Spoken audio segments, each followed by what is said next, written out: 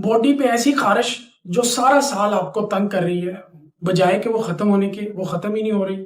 आपने हर तरह के इंजेक्शन लगवा लिए, हर तरह के लोशन इस्तेमाल कर लिए और फिर हर तरह की टैबलेट्स खा के देख ली, वो खत्म होने का नाम ही नहीं ले पा रही।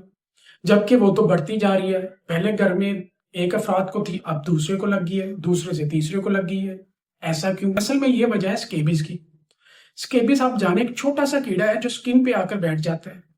मोस्टली ये बच्चों से शुरू होता है, जो स्कूल कॉलेजेस में बच्चे जाते हैं वहां से ये एक से दूसरे में ट्रांसफर हो जाता है। होता कैसे, अगर आप लोग हाथ मिला लें उससे बच्चे, या फिर इसी तरह बॉडी का कोई भी पार्ट टच हो जाए, ऐसे अफराद की आप लोग कोई कपड़े यूज कर लें, कोई ऐसी चीज इस्तेमाल कर लें जो उसकी रूटीन के इस्तेमाल में है, फिर वहां से आपकी बॉडी पे आ जाएगी, स्किन पे आ जाएगी। बेसिकली स्केबीज जो एक कीड़ा है, ये आपकी बॉडी के ऊपर ही रहता है, स्किन के ऊपर रहता है और स्किन के ऊपर ग्रो करता है, फैलता भी है।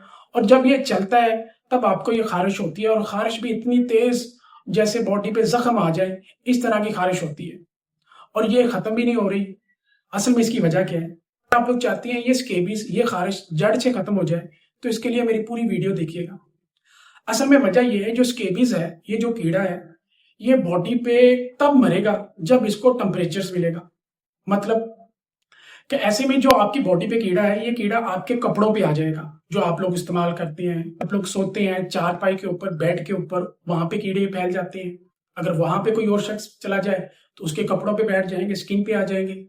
इसी तरह आपके कपड़ों के अंदर ये फंस जाता है, रह जाता है। आप बहुत से लोशन भी लगा लें, इंजेक्शन भी लगा लें, तब भी नहीं जाता। क्यों? क्योंकि आपने बॉडी से, स्किन से तो खत्म कर दिया, लेकिन उन कपड़ों से नहीं खत्म कर पा रहे जिसपे ये असल में है। फिर होगा कैसे? होता यह है कि ये स्केबीज जो है, ये बहुत ज्यादा टेम्परेचर देने से खत्म होगा। जैसे आप लोग तमाम कपड़े जो है खोलते हुए पानी, यानी कि पानी को उबाल लें, उबलते हुए पानी, खोलते हुए पानी के अंदर ये तमाम कपड़े डाल दो जो आपके इस्तेमाल में हो चुके हैं, चाहे वो किसी तरह की चादर हो, टॉवल हो, बेडशीट, कोई भी चीज हो, आप तमाम कपड़े उसके अंदर डाल दें। उस टेम्परेचर से सबसे पहले ये किल होगा।